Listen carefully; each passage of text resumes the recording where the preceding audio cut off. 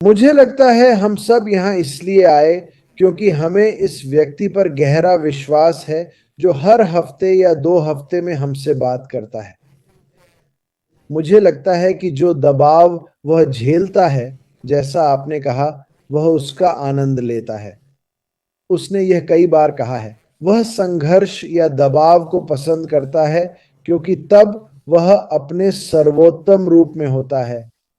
हम सभी यहाँ और जो भी देख रहे हैं, हम सब बहुत से संघर्षों से गुजरते हैं। क्या वे ऐश से ज्यादा हैं? मुझे नहीं पता। मैं आप में से ज्यादातर को व्यक्तिगत रूप से जानता हूं। मैं ऐश को व्यक्तिगत रूप से जानता हूं। मुझे पता है कि उसके संघर्ष हमसे बड़े हैं, क्योंकि मुझे सरकारें या वकील यह कहकर नहीं रोकते कि मैं यह या वह नहीं कर सकता।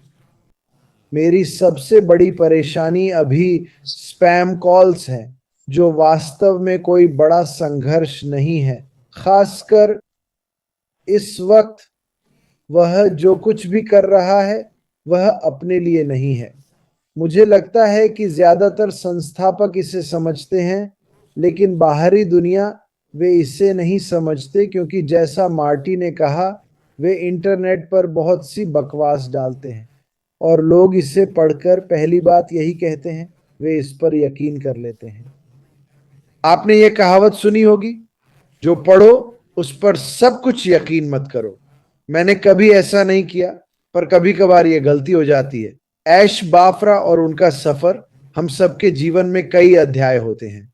मेरा पूरा जीवन, यकीन करो या ना करो, एक अध्याय की तरह रहा। 12 साल का था तो मैंने सोचा, काश मैं जल्दी 13 का हो जाऊं। फिर 13 का हुआ तो अगला अध्याय क्या था? मैं अपनी पुष्टि होने का बेसब्री से इंतजार कर रहा था। फिर एक और अध्याय, हाई स्कूल जाना, फुटबॉल खेलना। एक और अध्याय, फिर एक और, ग्रेजुएशन, कॉलेज, और भी अध्याय।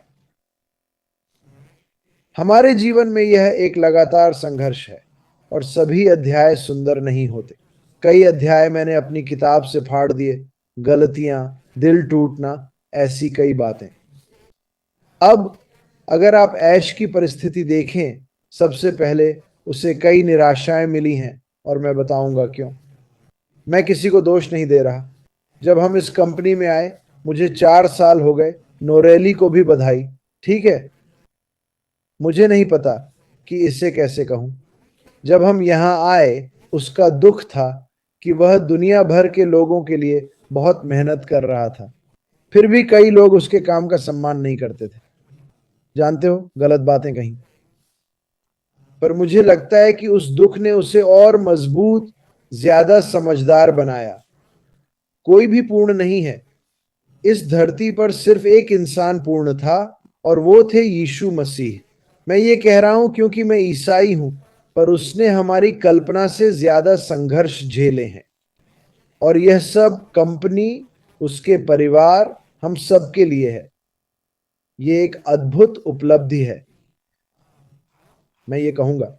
और हमने ये कई बार कहा है, मुझे नहीं पता कौन खुद को ऐसी स्थिति में डालना चाहेगा। हमने फोर्ड्स, जुकरबर्ग, अमीर उद्योगपतियों की फिल्में देखी हैं जिन्होंने कुछ बड़ा बनाया। वे सब संघर्षों से गुजरे, पर आपको पता नहीं, क्योंकि आप उसका हिस्सा नहीं थे। हमने देखा है, चाहे आप 6, 2 या 3 साल पहले शामिल हुए, आप देखते हैं वो किससे गुजरा। तो क्या होता है जब आप सब कुछ देख लेते हैं?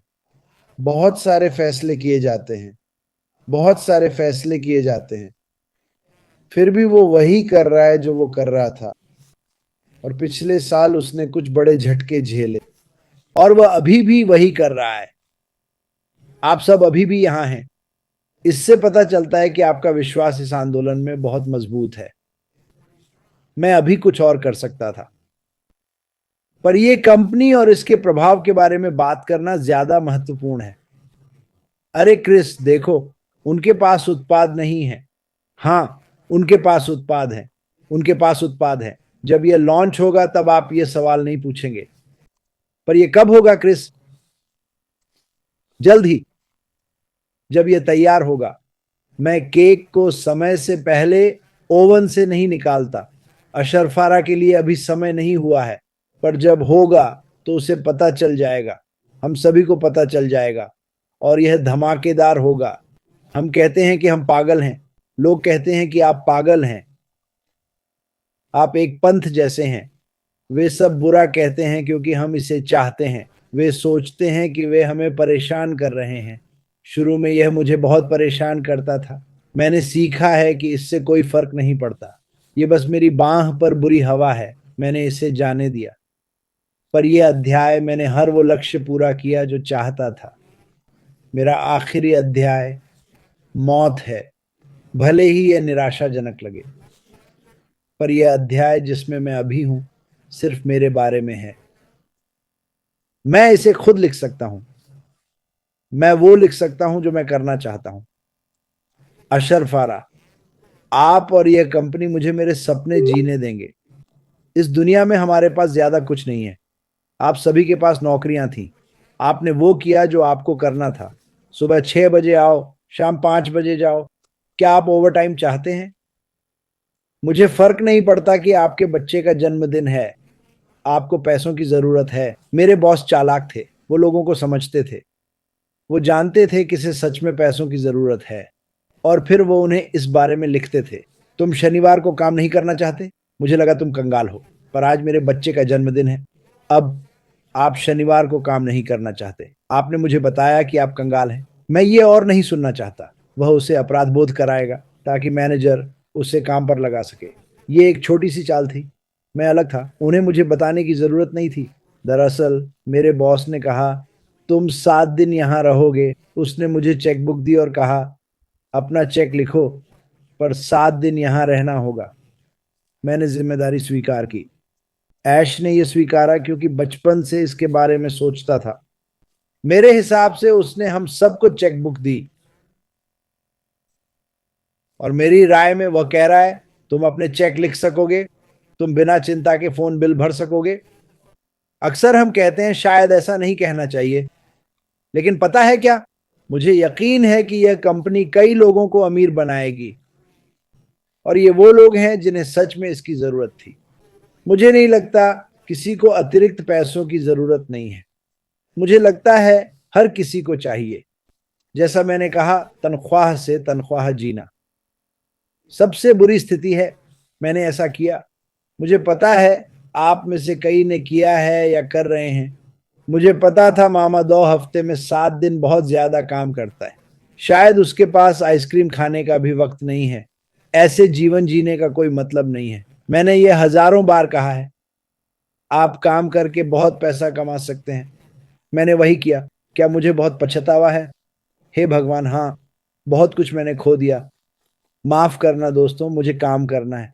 पापा, माफ कीजिए, मुझे काम करना है यार। यही मेरी मूर्खतापूर्ण सोच थी। उस वक्त मुझे यह सही लगा, पर अब सोचता हूं वो पल परिवार के साथ वापस नहीं आएंगे। मेरी नौकरी की वजह से मैं पिता के अंतिम समय में नहीं पहुंच पाया। तुम्हें वापस आकर कागजात पर हस्ताक्षर करने होंगे अगर तुम पिता के लिए छुट्टी लेना चाहते हो। मैंने कहा, क्या आप थोड़ा इंतजार कर सकते हैं? नहीं नहीं, हमें यह अभी करना होगा। जैसे ही मैं निकला, उनका देहांत हो गया। काम के रास्ते में ही उनकी मृत्यु हो गई। नौकरी के प्रति कड़वाहट आई, पर काम करता रहा। ऐश बेफारा के साथ भी ऐसा ही है। मैं खुद को ऐश से तुलना नहीं कर रहा। मैं उनका मुकाबला कभी नहीं कर सकता, सिवाय जब हम मछली पकड़ने जाते हैं। वह एक अलग कहानी है, पर वह किसी से प्रतिस्पर्धा नहीं करते। वह बस सही काम करने के बारे में सोचते हैं। उसे कैसे करना है, सही लोगों को साथ लेकर जो मदद करेंगे।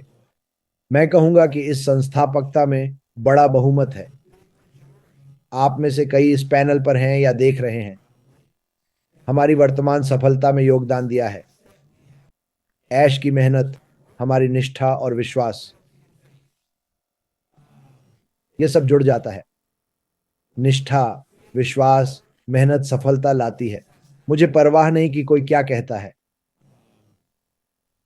इस दुनिया में कुछ लोग काफी अमीर हैं, कुछ अंतरिक्ष में रॉकेट भेज रहे हैं, कुछ संपत्तियां और नौकाएं खरीद रहे हैं। मैंने ऐश को कभी नहीं सुना।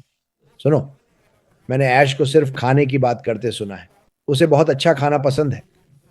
क्या आपने उसे कभी कहते सुना कि वो हर देश में बड़ा घर खरीदेगा? मैंने उसे कभी ऐसा कहते नहीं सुना। उसे कभी मर्सिडीज या रोल्स रॉयस खरीदने की बात नहीं की। मैंने उसे कभी ऐसा कहते नहीं सुना। फिर भी वह सप्ताह में 7 दिन शायद मेरी सोच से भी ज्यादा काम करता है, क्योंकि वह हमें खुश रखना चाहता है। जो कहता है ऐश मानवतावादी नहीं, वो गलत है। तो उसे क्या करना है? इस अद्भुत कंपनी को चलाना और बढ़ाना, उम्मीद बनाना, शंका करने वालों को विश्वासी बनाना, पर तब तक देर हो चुकी होगी। आप लोग लंबे समय से विश्वास कर रहे हैं। मैंने आपकी भावनाओं को देखा, जो मुझे अचंभित कर गईं। आप जो कर रहे हैं उसके बारे में बात करना। सुनो, मैं यह कहने जा रहा हूं, अतीत में कई लोग हैं जिन्हें मैं जानता हूं, जिन्होंने हमेशा दूसरों की मदद की या उनके लिए काम किया। मार्को ऑल्सन ने बेघर लोगों को अपने आंगन में लाकर मदद करने की कहानी सुनाई। उतरो, उसे वैगन पर चढ़ाओ। वह ऐसा कर रहा था। ठीक है, मुझे लगता है कि इम्पैसिव ने कई लोगों की आंखें और दिल खोल दिए हैं अच्छे काम करने के लिए। मैं हमेशा लोगों की मदद करता था, पर इतना ज्यादा नहीं, बिल्कुल नहीं। उनके शब्द और यह कंपनी, इसने मेरी जीवन सोच पूरी तरह बदल दी। वाह, वाह, मैं वास्तव में क्या कर सकता हूं? क्या मैं छोटा हूं? शायद हवा में है। वह जानती है मुझे नावें पसंद हैं, क्योंकि हाल ही में मैं उसके साथ नाव पर था। क्या यह मेरे लिए प्राथमिकता है? यह हमेशा मेरी प्राथमिकता थी। नहीं, अब यह मेरी प्राथमिकता नहीं है। मैं वास्तव में इसके बारे में सोचता भी नहीं। मेरे पास एक छोटी नाव है या मैं भाई की नाव पर जाता हूं। बस प्राथमिकता नहीं है। कुछ बातें जो मैंने 6 साल पहले सोची थी, अब मेरी बकेट लिस्ट में भी नहीं है। क्योंकि जितना हम दूसरों के बारे में सोचेंगे अशरफ, उतना ही बेहतर जीवन होगा। तो शायद मैंने आपके सवाल का जवाब नहीं दिया। मैं सवालों के जवाब देने में बहुत खराब हूं। मैं बस इस कंपनी के बारे में अपनी भावनाएं बताना चाहता हूं। मैं शब्दों में नहीं बता सकता कि मैं इस कंपनी से कितना प्यार करता हूं। मार्टी, माइक, कॉलिंस, उम्मीद है वो सो गया होगा, और आप सभी ने मुझे बहुत कुछ सिखाया है। इन कुछ सालों में मैंने जीवन भर से ज्यादा सीखा, हर तरह के लोगों से मिलकर। और मुझे पता चला कि आप सब बिल्कुल मेरी तरह ही हैं।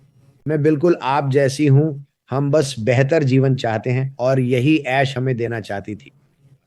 मिस मिन्नो, मैं ये आपको वापस दे रहा हूं।